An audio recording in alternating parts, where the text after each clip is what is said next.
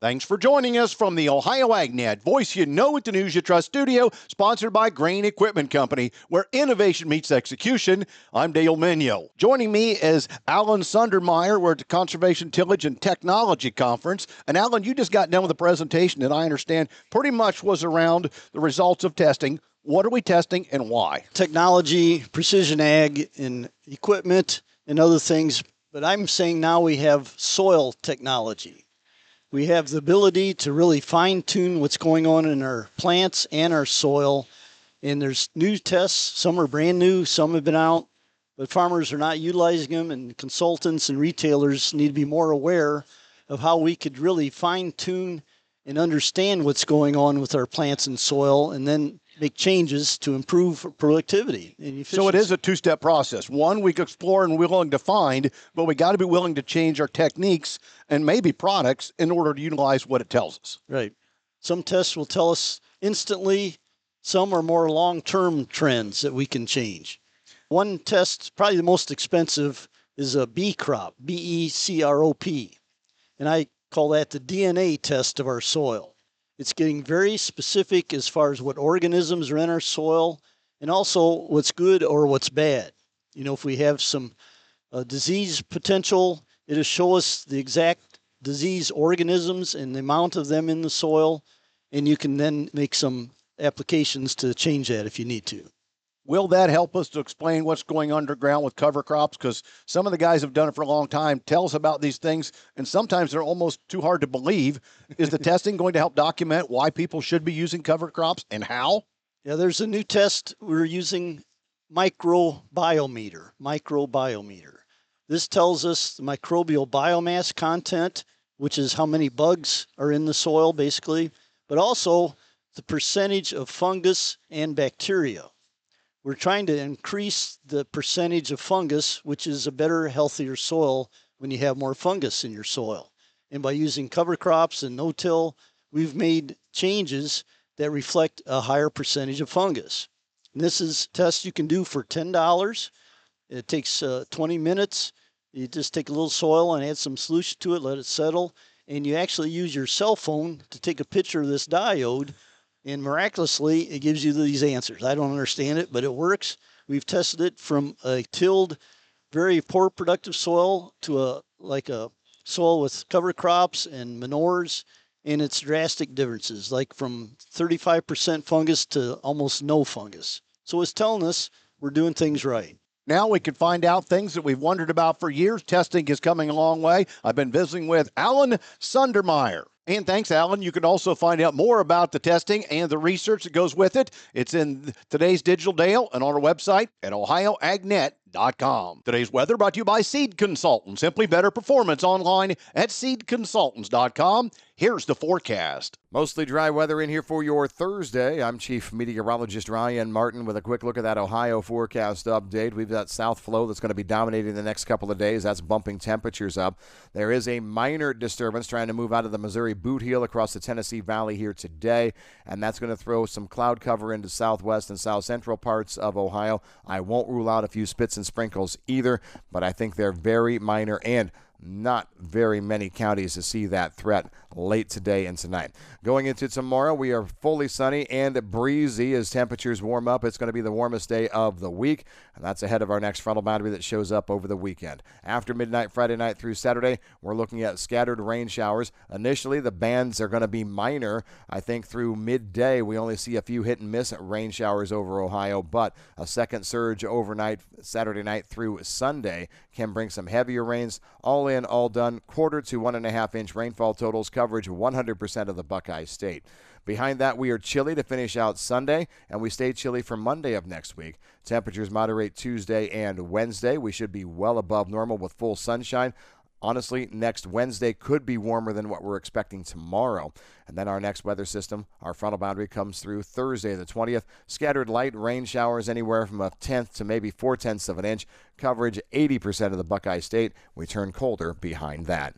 That's a look at your forecast update. I'm Chief Meteorologist Ryan Martin. And thanks, Ryan. Making the case that climate rules lead to untold regulatory cost, the Environmental Protection Agency yesterday announced a wave of action to roll back nearly every climate-related rule released under the Biden administration and challenge the scientific decision behind those rules.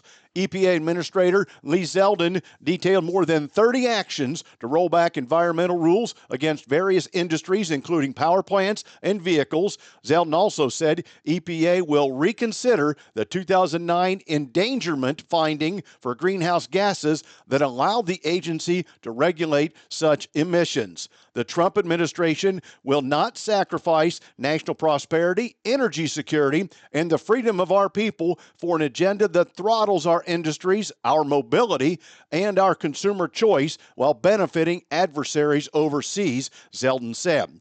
We will follow the science, the law, and common sense wherever it leads, and we will do so while advancing our commitment towards helping to deliver cleaner, healthier, and safer air, land, and water. Let's check in now with our weekly update from the Ohio Soybean Council and your soybean checkoff. Here's Dusty Sonnenberg. I'm visiting today with Philip Good. We are at Commodity Classic, and Philip is chairman of the United Soybean Board. Philip, thanks so much for your time. I guess let's talk a little bit about the work of USB and some of the big things you guys are looking for as you allocate dollars towards projects this year. You know, we're involved in research, education, and promotion. We're looking at the communication side as well, of getting that out both to the 500,000 farmers, of trying to bring value to them, letting them know what we're doing on their behalf, so they realize the value and the return to their checkoff dollar. And so one of the things I'm excited to talk about is the $12.30 return that they're getting for every dollar that they're getting in the checkoff.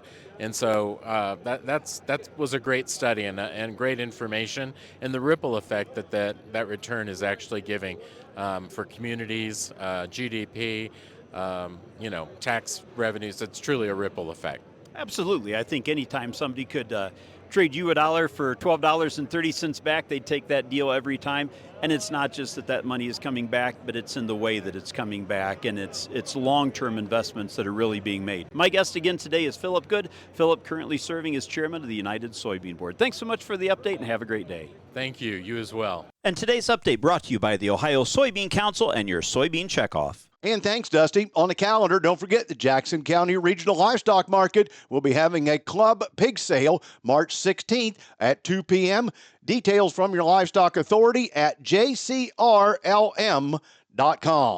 Back with more after this. Attention Ohio businesses. Join the Ohio Bureau of Workers' Compensation for the 2025 Ohio Safety Congress and Expo, April 16th through the 18th at the Greater Columbus Convention Center. Connect with industry experts, have hands-on training sessions, explore cutting-edge safety solutions with over 300 exhibitors. Whether you're looking to reduce risks, enhance productivity, or build a stronger safety culture, the Ohio Safety Congress is for you. Register at www.ohiosafetycongress.com. It's free. Biodiesel isn't just a fuel, it's a game changer for your engine, your wallet, and your farm. Cleaner burning and efficient, biodiesel enhances engine life, power, and fuel economy. Plus, it delivers real value, adding $1.33 to every bushel of soybeans grown. That's 13% more value per bushel, directly tied to the biofuels market. Ready to turn soybeans into power and drive with purpose? Learn how at soyohio.org. For the fourth time in the past decade, the Environmental Protection Agency will write a new rule for regulating waters of the United States, one that EPA Administrator Lee Zeldin said will closely align with the Supreme Court decision and alleviate regulatory risks for farmers. A wetlands pond off a highway in North Dakota, EPA is again moving to rewrite the waters of the U.S. rule to align more closely with the 2023 ruling in the Sackett case. Zeldin on Wednesday announced the latest attempt to write a new Waters of the United States rule and make sure we are fixing WOTUS once and for all. Zeldin said the new rule will more closely align with the Supreme Court ruling on Sackett versus EPA that significantly narrowed the definition of WOTUS.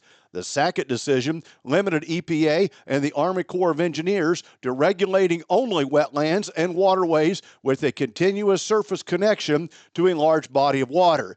EPA and the Corps on Wednesday announced a joint memorandum to field staff about implementation of a continuous surface connection in accordance with Sackett. We are not looking for this to be a ping pong anymore, Zeldin said. We're looking for it to simply follow the guidance from Sackett. It gave us a clear path in determining what waters are for waters of the United States. Still, EPA's notice in the Federal Register will outline a new public hearing and rulemaking process to define the meeting of key terms tied to the Sackett case to clarify how WOTUS will be interpreted going forward. That includes spelling out what the scope of relatively permanent means when it comes to tributaries, for instance. The agencies will also seek to detail the scope of continuous surface connection and the scope of jurisdictional ditches.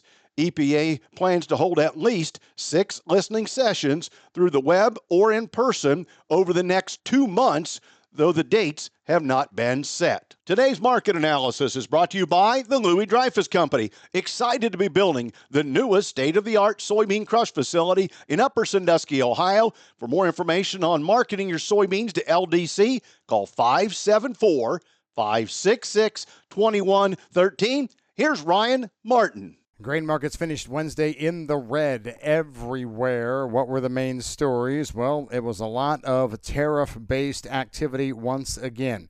Corn and soybeans that shed additional tariff-based risk premium.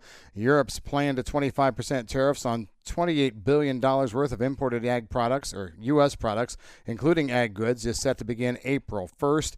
If negotiations fail to occur, that would complicate issues already present due to record large South American soybean production and the imminent arrival of Argentina's corn supplies in April.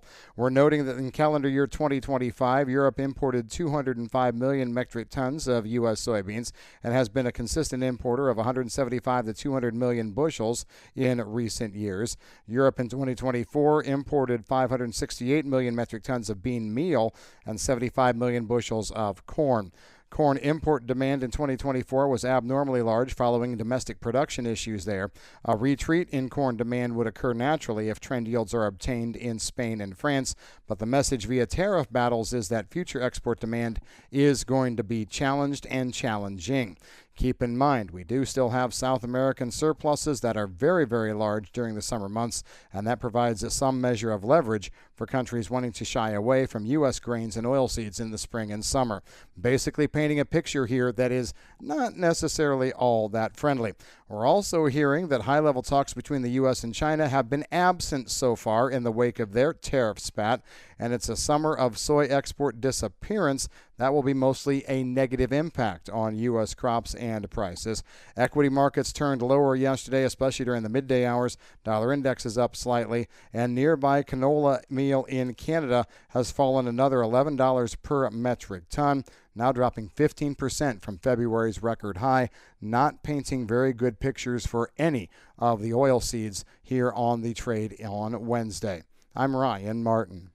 And thanks, Ryan. Today's market's brought to you by Seed Consultants. Simply better performance online at seedconsultants.com. Overnight at the open, May corn down 1/4 cent at 4.60 1/2. July down 1/4 cent at 4.67 1/4. But December new crop is up 1/4 cent at 4.48 1/2. May soybeans up 3 at $10 3.5. July up 3 at 10.18 1/2. And November up 2 3/4 at $10 9.25 cents.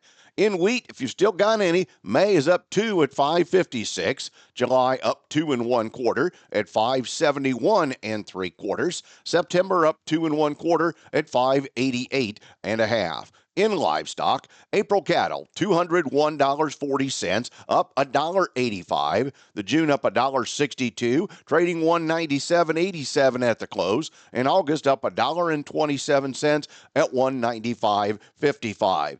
April lean hogs with the only minus in hogs down a nickel at 86.50. May is up 25 at 90.45, and June up 32 cents at $98.70.